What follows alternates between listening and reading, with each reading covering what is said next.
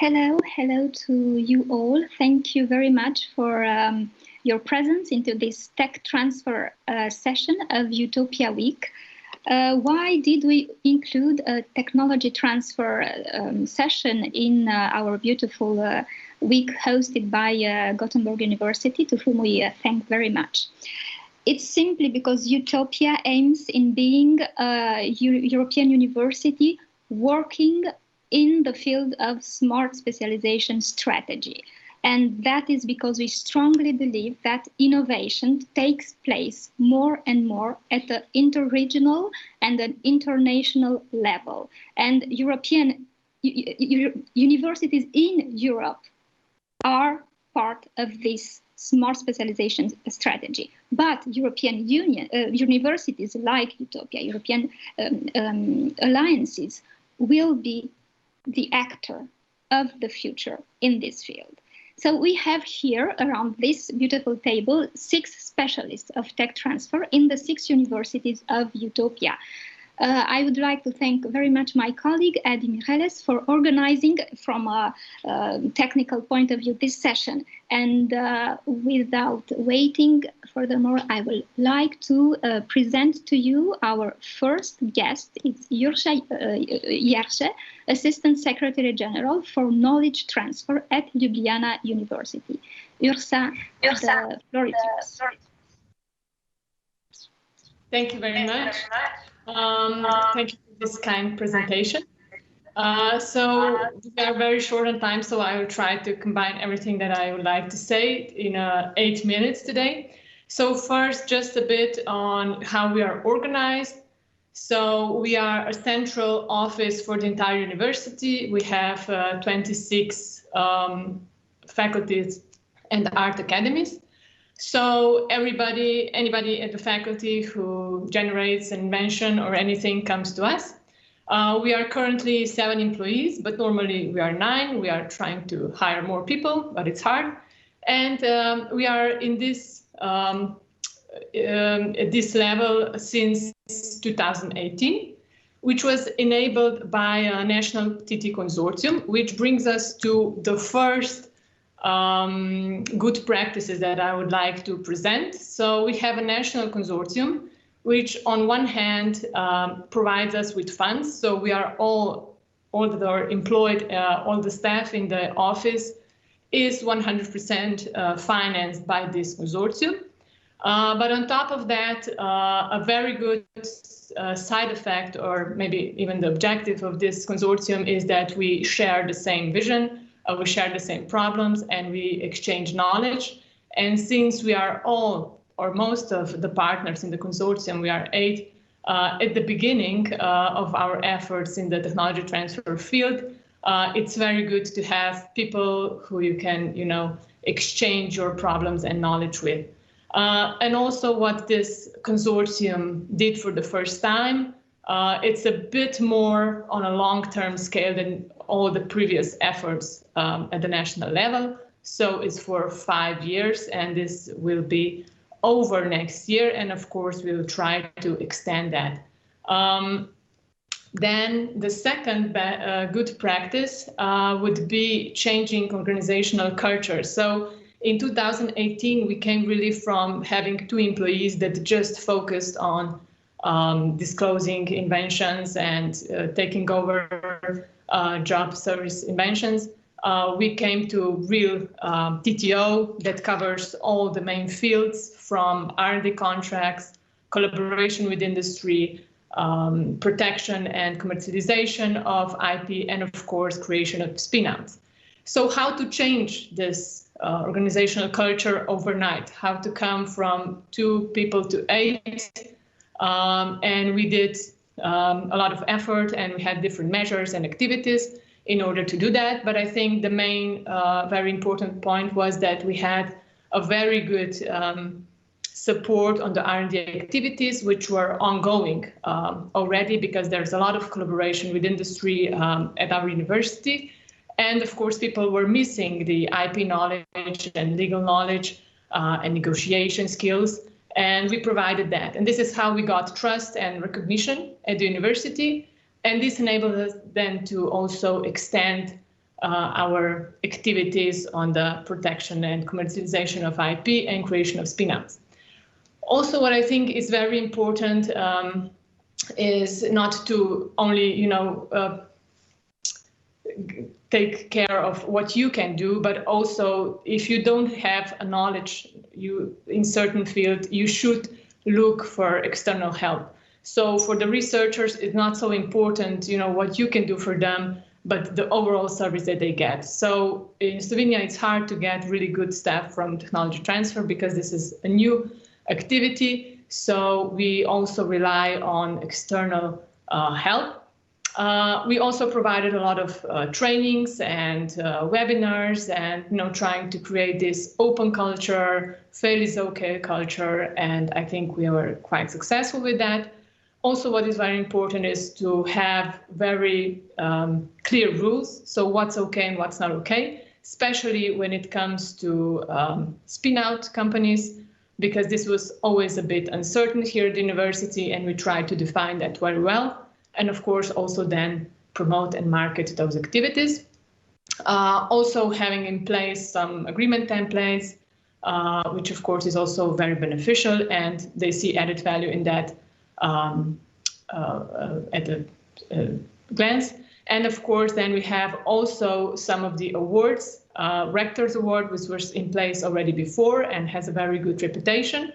And last year, we also established Innovation Fund, which is basically internal POC fund, which provides up to 25K funding for POC projects. So this was done at the changing organizational culture. And then the last one, I would say, is what we're trying to be really in the core of this innovation community in Ljubljana, in Slovenia. So we have different activities, but the main one I would like to stress is maybe the last year's Uniminds event, where we really try to bring together different faculties, different stakeholders, companies, and build on some topics that are very relevant. So I would like to ask the organizational team to roll the movie.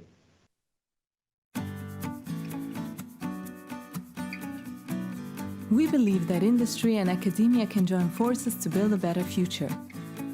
That's why our mission in creating the first Uniminds Festival was to build a strong innovation community through knowledge transfer.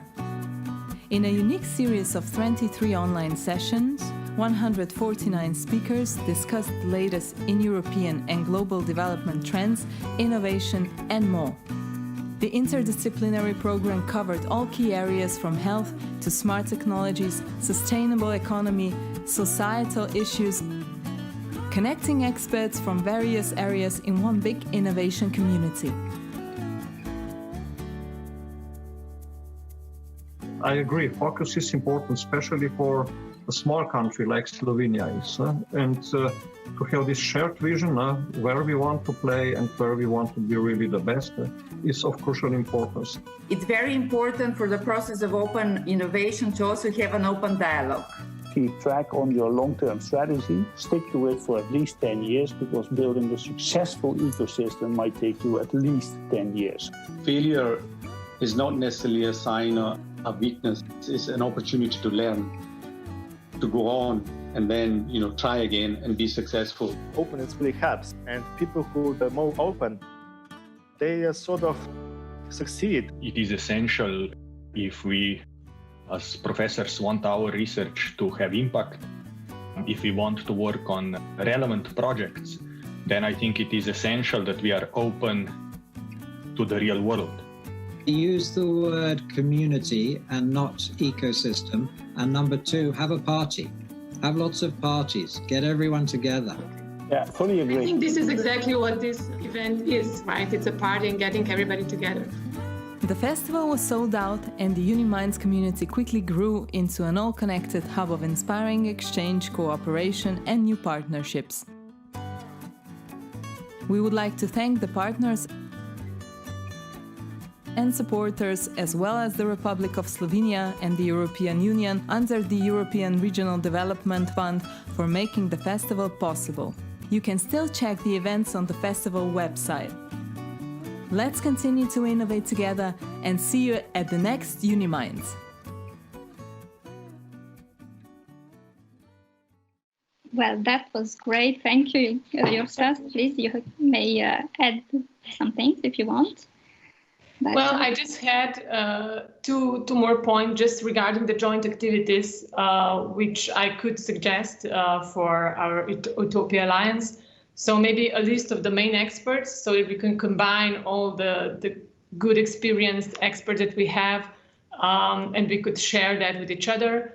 And maybe EUTOPIA mentorship so that, you know, experienced researchers who already have their success story could maybe help newcomers in KT activities, and we could maybe do that at the EUTOPIA level. So that's all from my side. Thank you very much, Urša. And yes, you're completely right. It is about success stories. Today, it is about these best practices that are success stories.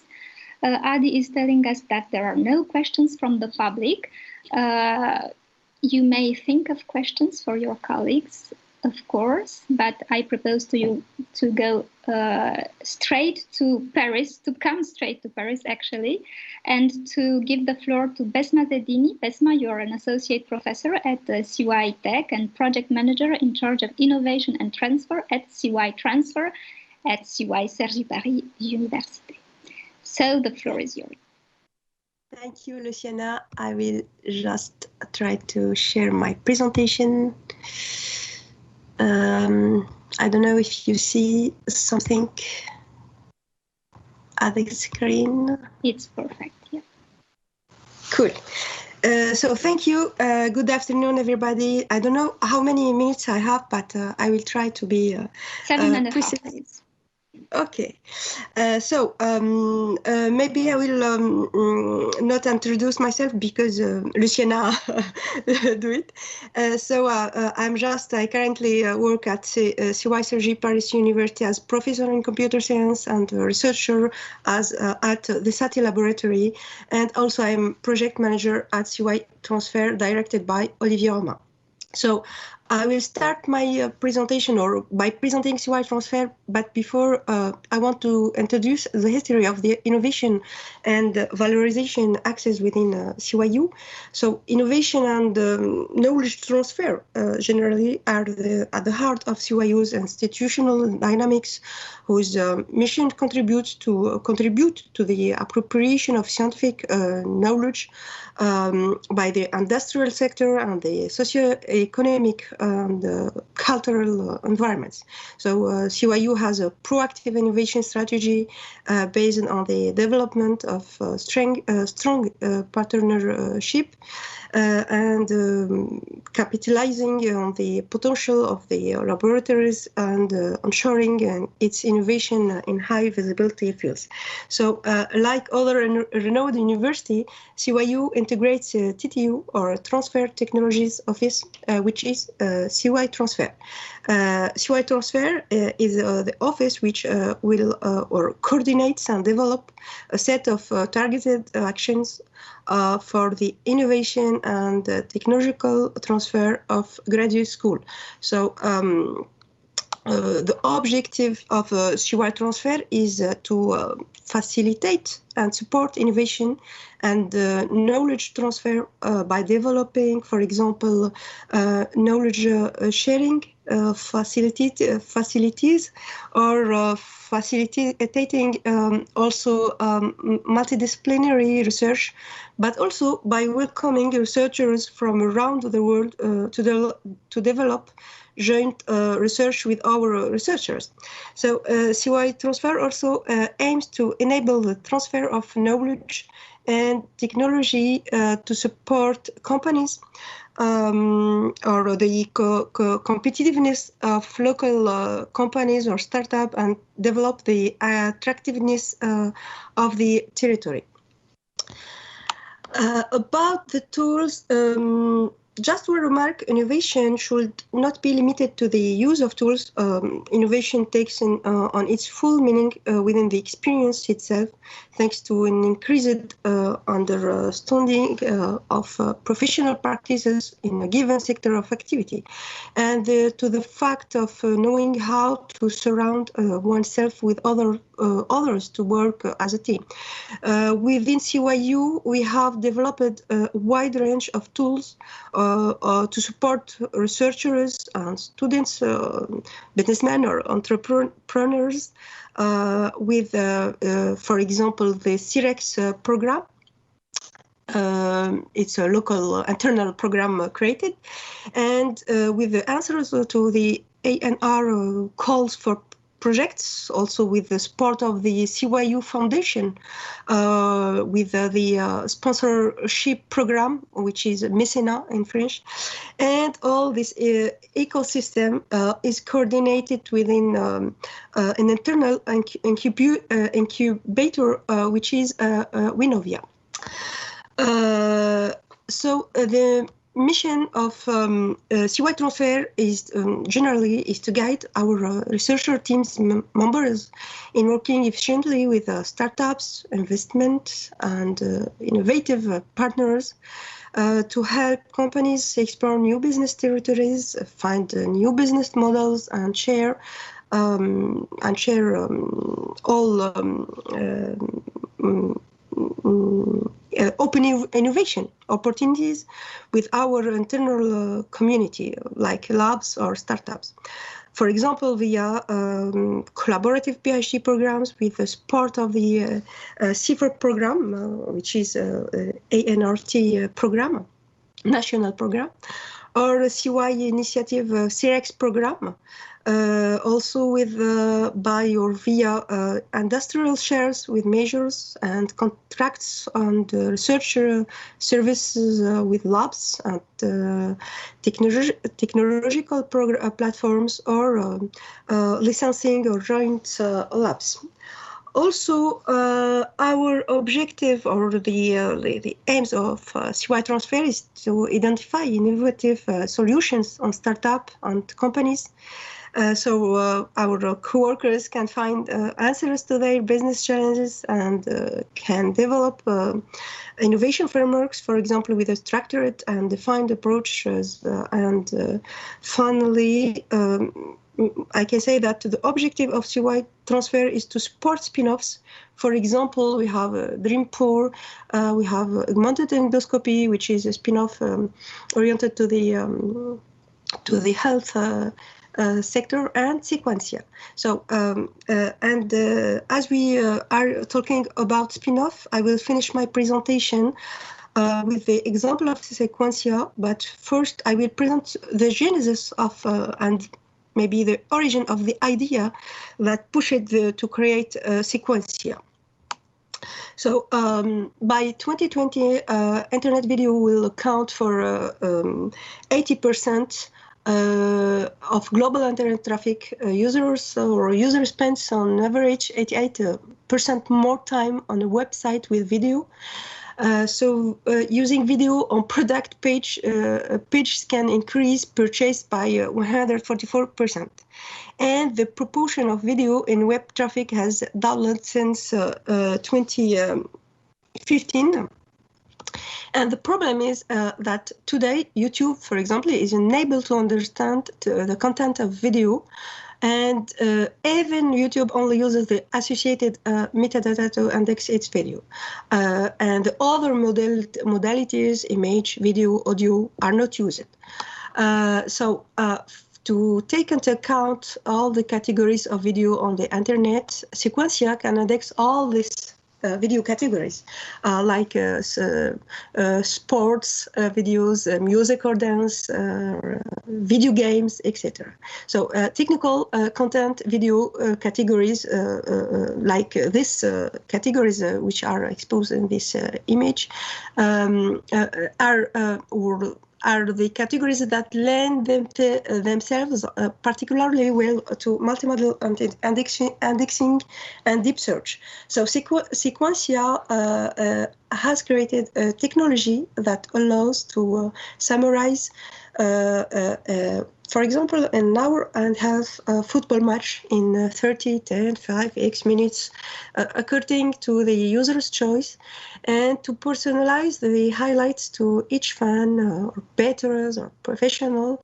For example, we have a POC, or the proof of concept, or demonstrator for foot or table of tennis, and we can also have next time the head of this spin-off, Sequentia, who is also a research engineer in the ETIS laboratory, and who developed this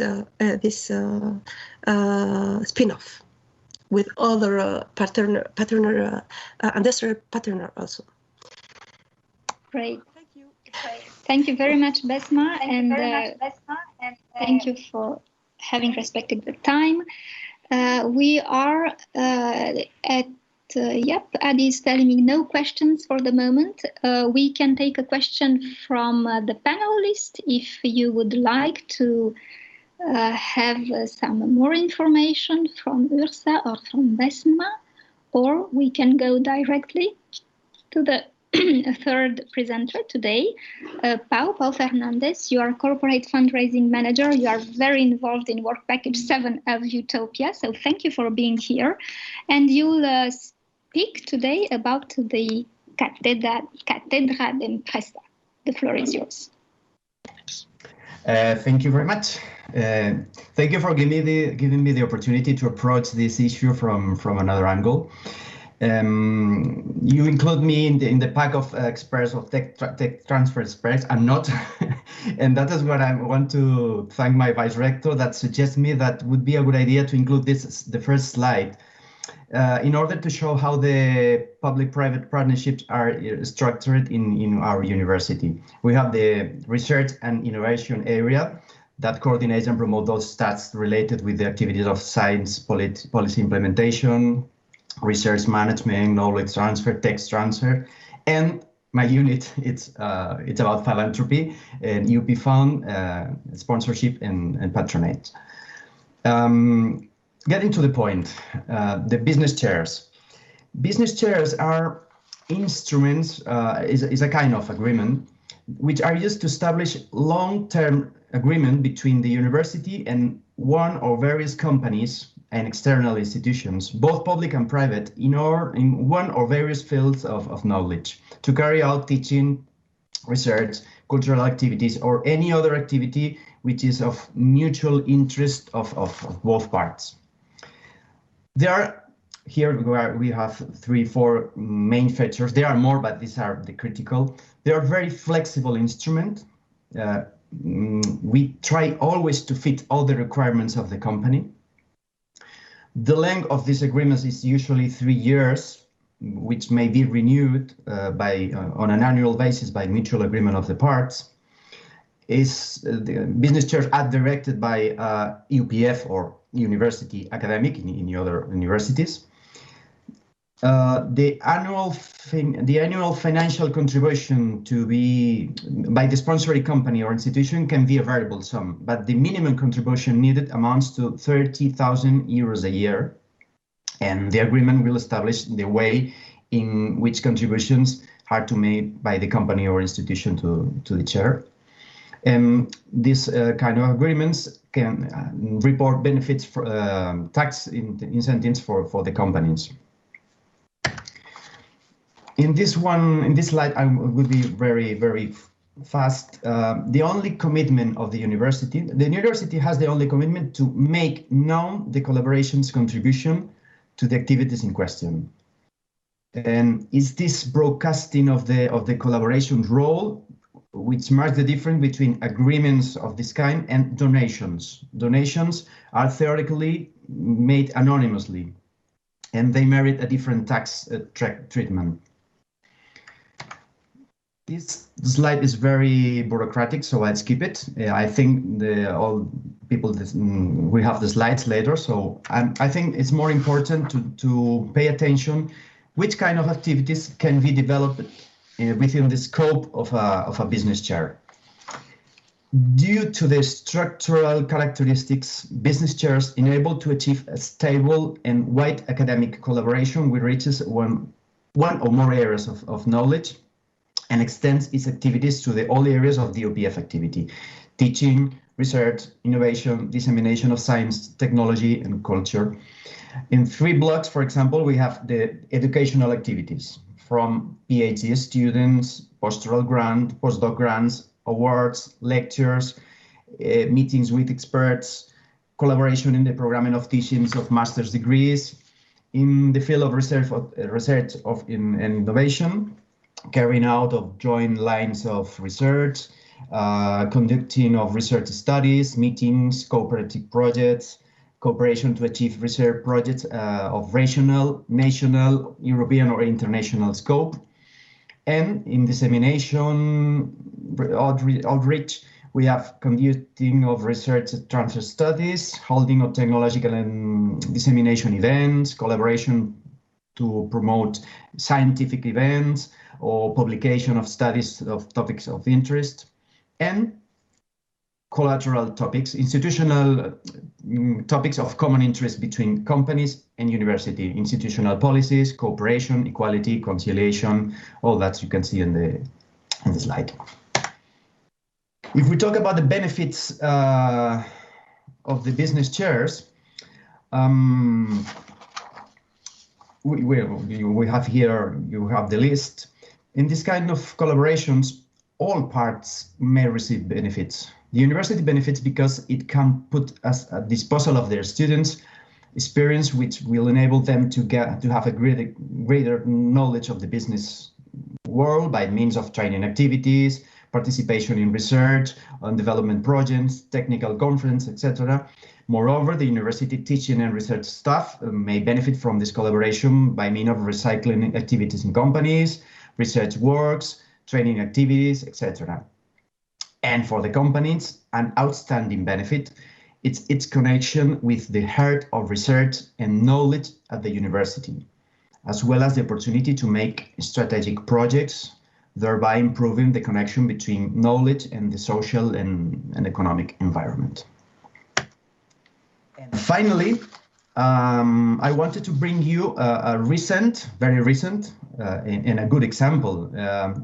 The Barcelona Free Trade Zone Consortium and UPF have signed these new business chairs on February, just a month and a half ago. Within the framework of this agreement, very related with our strategic project Planetary Wellbeing, this initiative aims to help transform social behavior and public policies, especially in urban areas in relation to global challenge. And the activities of these chairs are very, very wide, will hinge around several specific areas like climate change, economic innovation, technology transfer, models of governance, inequality, solidarity, and EUTOPIA hot topics, I think. And the usual structure of the business chairs, a director and a joint committee, in this case, will be completed by a board of organizations gathering national and international institutions working on global challenges that will provide consultancy regarding the challenges and priorities for implementation. At this point, I'm sure if there are any one of the vice rectors in the audience could provide much more information or more data, but that's all. I think I'm on time, and thank you very much for your attention. Thank you, Paul. That was very interesting, and you see since the beginning of the session, we have had already 3 examples of tech transfer. The Slovenian festival, the French spin-off case, and the business chairs. And that proves the diversity of technological transfer, or at a more general level, the diversity of knowledge transfer from the universities to the society. And as there are no questions, thank you very much, Adi, for your information. I would like to invite Julia Grönros from the University of Gothenburg, because you will speak, Julia, of a fourth example, a public-private partnership case, and you are research coordinator at the Wallenberg Center for Molecular and Translational Medicine. The floor is yours, Julia. Thank you so much. So, you see my screen? Great. So, hi everyone. Thank you for the opportunity to present an example on the theme Public-Private Partnership from the University of Gothenburg. My name is Julia Grönros and I work as the research coordinator at this center. And the Wallenberg Center was established in 2015 at the University of Gothenburg with a long-term commitment from the Knut and Alice Wallenberg Foundation, which is Sweden's largest private donor for funding to research and education. And the other two partners and funders of the center is the hospital region, Västra Götalandsregionen, and the pharmaceutical company AstraZeneca. And the areas that the investment in the center in Gothenburg focuses on are molecular aspects of metabolic and degenerative diseases, neuroscience, inflammation, cancer, life science chemistry, and bioinformatics. So we're a very broad center within molecular medicine. And at present, the center has 22 group leaders in place. So it's a joint effort from the four parties to ensure these unique translational research environments at the interface between academia and healthcare and pharmaceutical industry. And the Wallenberg Center in Gothenburg is part of a national effort together with 3 other Wallenberg centers in Umeå, Linköping and Lund. And together with SciLife Lab, which is a huge national research infrastructure in Sweden, the overall aim is to make Sweden regain a world-leading position within medicinal research and life science. And we have a very close collaboration between the 5 centers, and we also have formed a joint fellows program.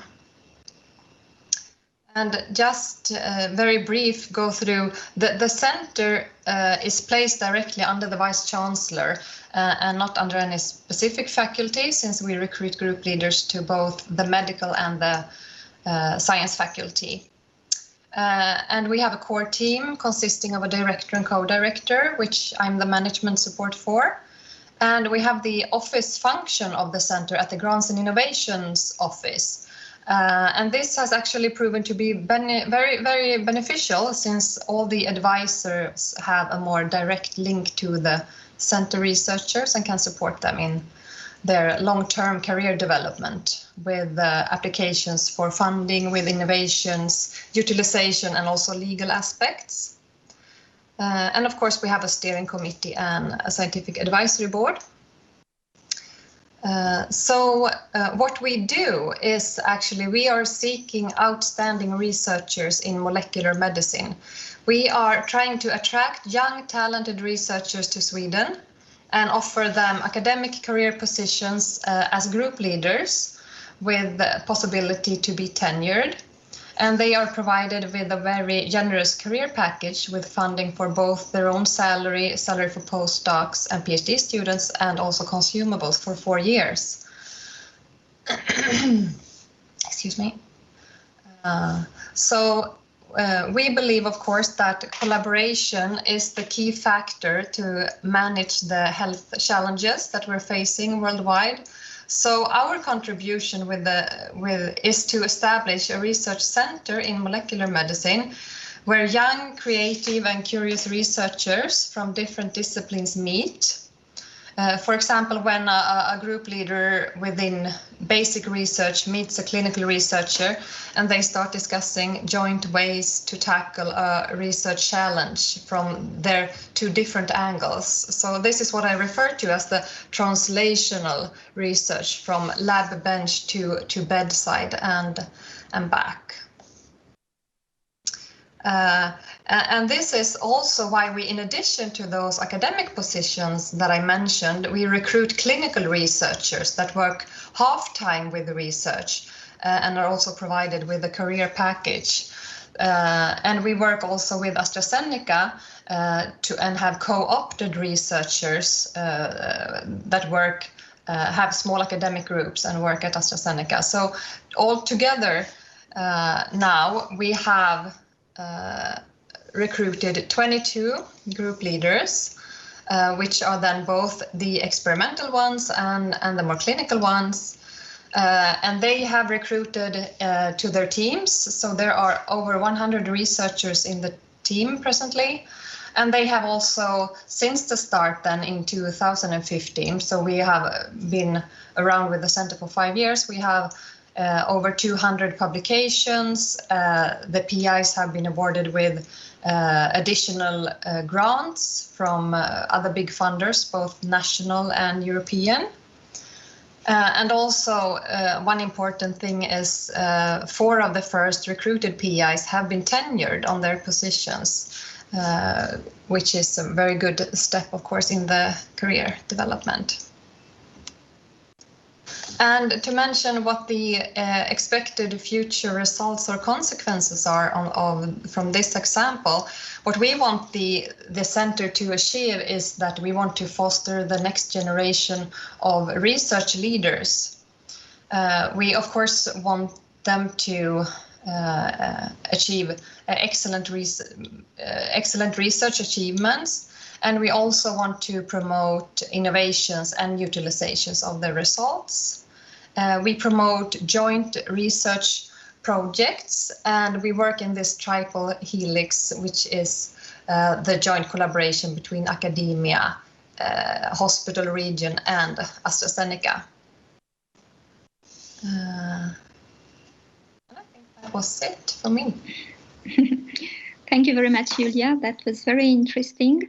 And we'll take all the questions at the end. So please do not hesitate to ask questions for all our participants. But for now, let's move to the center of Europe, to Brussels. And I would like to introduce Dr. Sonja Haesen. Sonja, you are the director of the BUB TechTransfer. Please present the Brussels example. Thank you very much for the introduction. Good afternoon, everybody. Can you see the slides? Yes, it shows. Okay.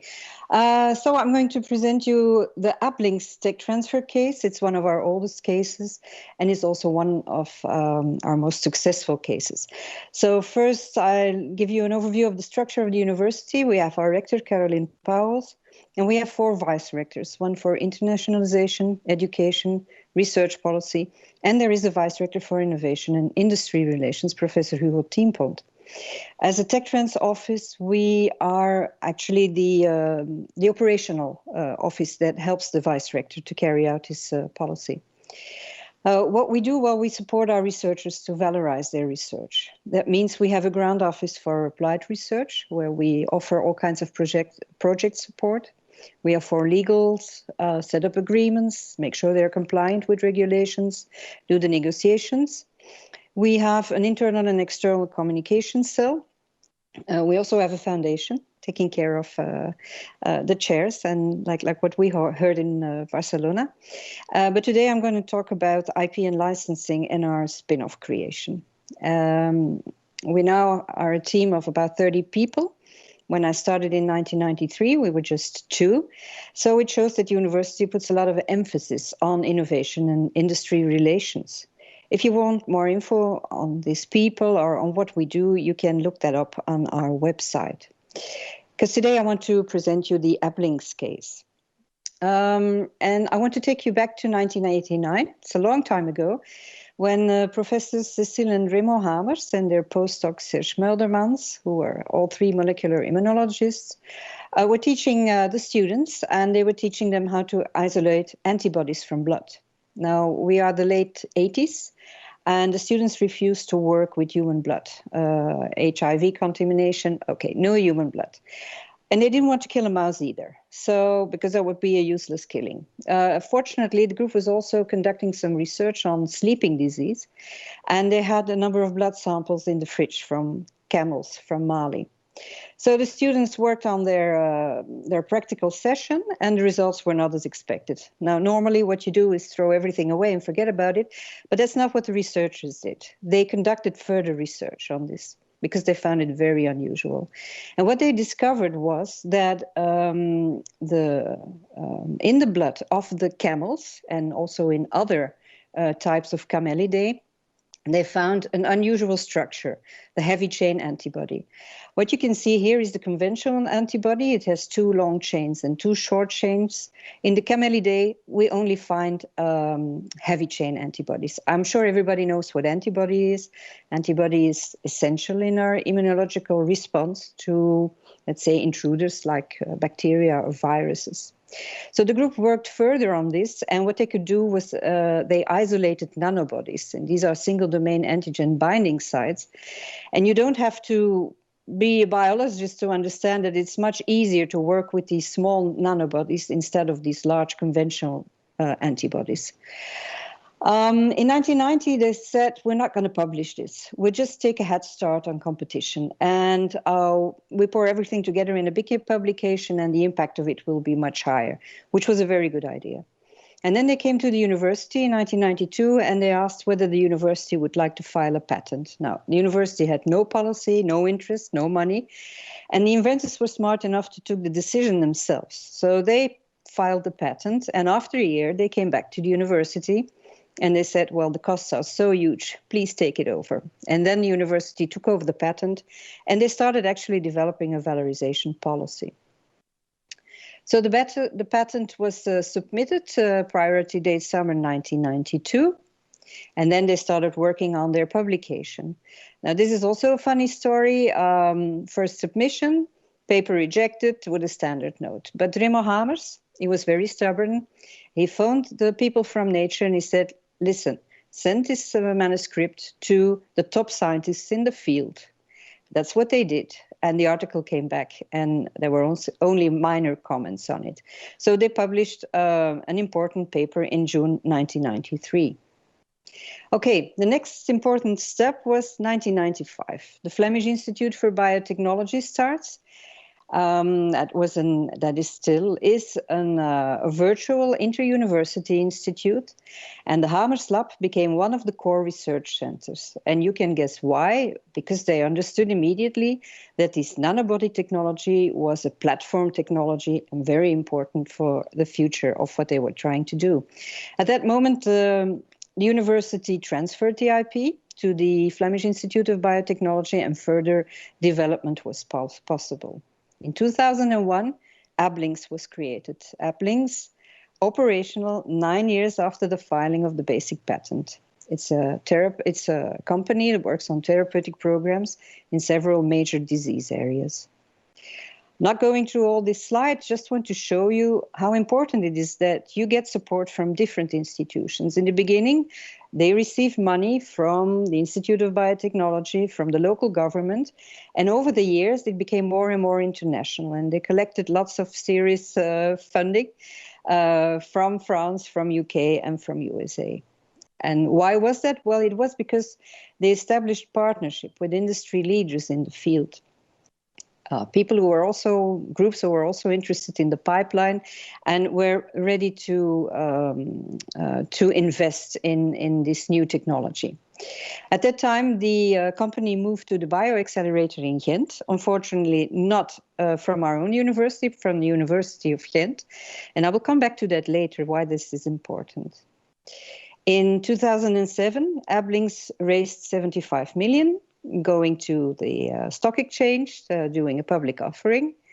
And At that time, we were looking, of course, at the value of the shares. It's not for somebody who is a little bit nervous. So we decided to sell some of the shares at particular moments. So we raised some money to invest in further research. And in 2017, Ablings was working on a clinical pipeline with 45 programs and with the major players in the field. So eventually, and now we are 2018, Ablings was sold to Sanofi, and Sanofi paid 3.9 billion euro for that. Now, the 3.9 billion didn't go to the Institute of Biotechnology, it didn't go to the university, but some of it did. So I'm now on my last slide. What are the lessons we learned? Well, first of all, your researchers need to be inquisitive, and sometimes you have to allow them to be stubborn. Patent before publishing, everybody knows it, but this is a nice example of what happens if you forget that. Very important, you need a valorization strategy in your university, and you need to partner up with professional organization. That's what I already heard this afternoon. Things go much faster if you do that. If your university expects a lot of return, well, tell them to be patient and be modest in expectations. I showed you it started in 1989, and now we have significant revenues, but it's a long time ago, you must understand. The main aim of our TechTransfer office, therefore, is connect science with society and make sure that the research of our university is used in society. As a result for the university, well, continued research, growth of the labs, international reputation. We started 3 further spin-offs on this platform technology, Comfotherapeutics, Presirix, and Biotalis. And university was able to invest several millions in the structural biology lab at the VUB. And from this year on, we are now starting to build our own bioincubators, partly paid by the return from Ablings, so that we can support innovative research and new spin-offs and keep them in the vicinity of the university. And of course, there was also return to the inventors, and Cecil Kasterman and Remo Hamers, they donated money back to the university so that we could start a chair on the history and philosophy of sciences, which we are very grateful for. So I want to thank also Professor Thomas Crispeels from our university for lending me his slides that he uses in his courses for the students. And so this was a short overview of the Ablings case. Thank you very much. Thank you very much, Sonja. That was definitely a great storytelling on the importance of stubbornness. Let's call it like this, but it was a very, very interesting example, a long-lasting example from the VUB. And now let's move to Warwick, and then we'll take all the questions at the end. I have the pleasure to introduce to you our last presenter, David Mullins. You are Director of the Research Infrastructure Development National Automotive Innovation Center at the University of Warwick. The floor is yours.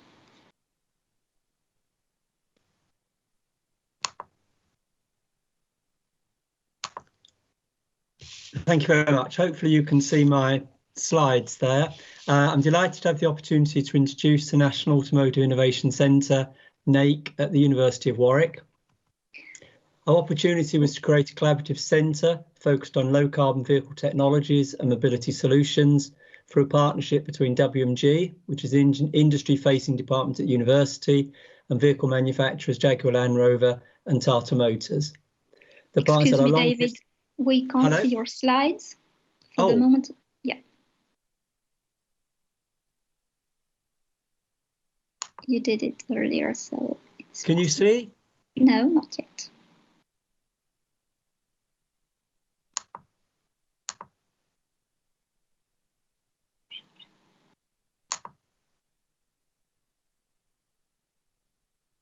Hang on, that's not the one you want. I'll try and share again. It's good. Now it's good. No, that's the wrong slide there. Oh, yep, you're right. It's the wrong one.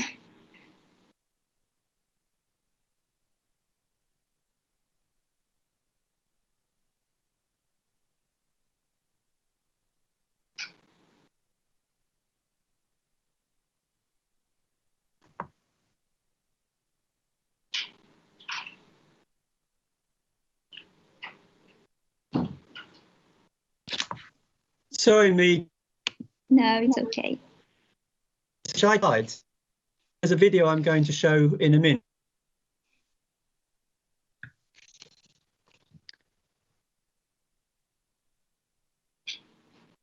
Hello, can you hear me? Yes, we can hear you, David.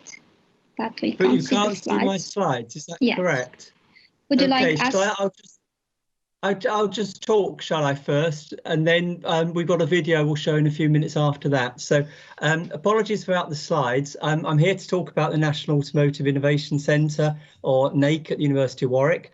And our opportunity was to create a collaborative centre that focused on low carbon vehicle technologies and mobility solutions. And this is through a partnership between WMG, which is an industry facing department at university, and the vehicle manufacturers Jaguar Land Rover and Tata Motors. The partners had a long history of mutually beneficial collaboration. In the 6 years from the idea to the building completion, the project grew in scale to a 33,000 square metre collaborative environment. And I think you may have got the sharing of the slides now outside, which is good. And the image shows a building under construction at the heart of University campus. NAIC brings together 1,000 scientists, engineers, technologists from across all the partners. The capital cost was £103 million, and we benefited from the catalyst of the UK government's Research Partnership Investment Fund. The rules of this national competition were that for each £1 the government invests, at least a further £2 are provided by industry, charity or external funding source. We received £15 million from the National Fund, and as our project grew in scale, the industry investment rose to £85 million. The slide I was going to show now was one which talked about the vision and talked about then the design brief building. And this was produced by our architects Cullinan Studio. And the vision for NAIC was to foster innovation, to connect academic research with manufacturing businesses, to create a collaboration environment and provide a design and engineering showcase. And this was translated by the architects into the design brief for the building, which is now operational. So we have a video which now describes how the architects did this and gives the perspectives on NAIC from all the different partners. So could you show the video, please, media team? Lord Bhattacharya came with the vision of this about 20 years ago. Through that period of time, it has changed, it has evolved, but the concept and the practice is exactly what he wanted at the start. The National Automotive Innovation Centre is the first thing you see as you turn onto Lord Bhattacharya Way, welcoming you to the University of Warwick and onto campus. It sits at a crucial point where people pass all the time, taking you through from University House across into the heart of the campus. People are continually crossing over here, staff, students, visitors to the university. They all can bump into one another, see the wonderful building and all the work that's going on inside. What really drives technology? It's the people.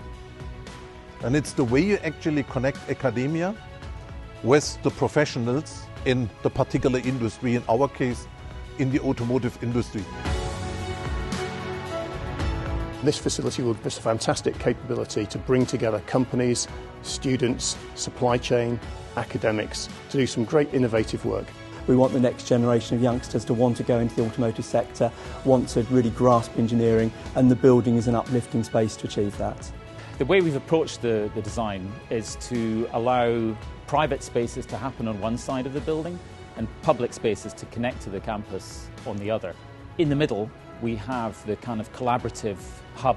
We've placed large engineering hall and design studios on top of each other, so we actually have cars up on the third floor of the building. We've then built up against these big spaces, almost like a kind of, if you imagine a hill town of terraced meeting spaces, where people can see each other across the building. There are bridges connecting the research floors to these spaces. In its construction, it's achieved the BREEAM Excellent rating, and then it's an EPC Energy rating A, so the building itself has been sustainable to create. A lot of natural materials you see in here as well, but also on its operations, it's sustainable on the energy usage. We've also connected the building to nature and to the natural world. We've brought in daylight through large openings in this roof. And when you look across the open research floors, you can see the canopy of trees outside that surround the building.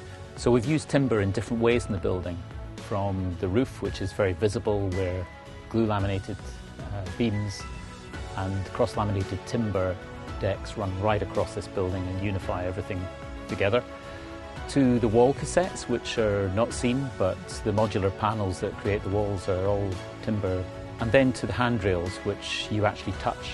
And the idea was to give people a connection to the natural material in flowing lines through the building. In the National Automotive Innovation Centre, very much a focus around electrification, around autonomy, working on the Automotive Council's agenda through to 2050 about how we achieve zero carbon. Well, the National Automotive Innovation Centre has been conceived to house all the research activities required, really looking across all engineering disciplines and all technology disciplines to be able to bring together true innovation.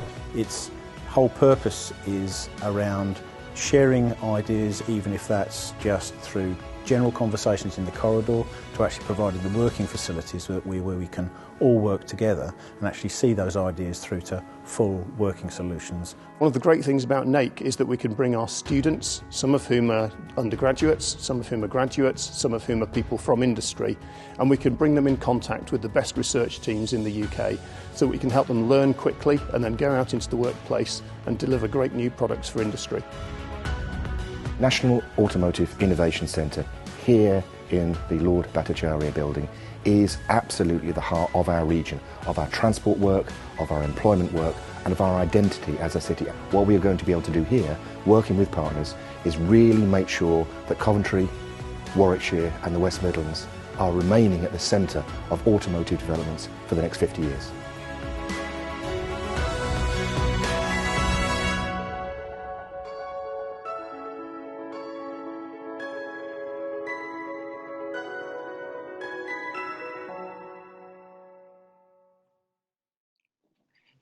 Thank you. Is that back with me now?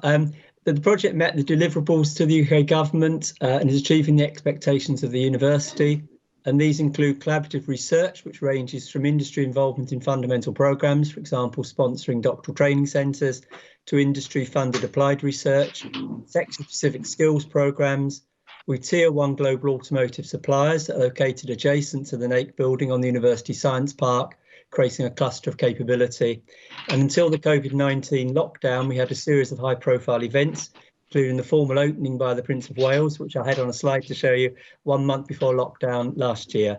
So thank you very much. I'm very happy to answer any questions. Sorry about the slides there, but hopefully through what I've said here and through the video, you got a feel for what we're doing in NAIC. Thank you very much. Thank you, David. Yes, it was very, very clear and very interesting. Okay, we have at least 2 questions, and I would have a general question, maybe not to be answered immediately, but to have in mind when building Utopia as a European university, and that is how, starting from the best practice cases that you just presented, how could we build tech transfer at the European level? And how could we make our regions and our places work and collaborate together? But first of all, we have questions from David. So David, please ask your questions. You wrote it down, but now you can ask it. Yeah, it was a question to Pal. Many thanks, Pal. Very interesting presentation on the business chairs there. And I was interested about the breadth of those, whether it was mainly large global businesses that got involved or whether you had smaller companies that had joined as well. And then also around the type of tax benefits they could benefit from that. So thank you. Yeah, so the not only small and medium companies have involved. We have a breadth of companies, banks, big pharmaceutical companies, telephone operators, supermarkets, housing builders, public administration. And the second question, all companies can be benefit because it's a Spanish law, so it's the same for all companies, independent of the size of the company. Thank you very much. Thank you. And we have a question for Sonja from Radut-Gaghi. Can Sonja also talk a little bit of the training programs you organize to help develop the entrepreneurial skill of our researchers and link this to the connected learning community business development for innovative technology already operational in Utopia? Yes, I can be very short on it. We organize for more than 20 years now. We organize training sessions. We call them the starter seminars, and we also have advanced starter seminars. And they are for researchers and last year students who are actually thinking about starting their own company. We organize them during the evening, the last 3 months of the year, and so they're open for everybody. And I see that most of our spin-offs, we have now 43 spin-off companies. Most of our spin-off people followed the courses once, at least once. And next year we start with a new initiative, the business development organization, which is called Buddha. And we will, on top of giving courses, we also provide training for researchers on all the entrepreneurial aspects. You can find it on our website if you're interested, but of course you can contact me. Great, thank you very much, Sonja, and thank you to all the panelists. That was a great session. The time is off now, so I would like to thank you very much. We were smooth, we were on time, we were like on public television with videos, with presentations. That was great. I was that intimidated at the beginning by this beautiful opening credit sequence, and I didn't present myself. I'm Luciana Radut-Gaghi. I'm the Vice President of CY in charge of the European Alliance. Back to you, University of Gothenburg, and thank you very much.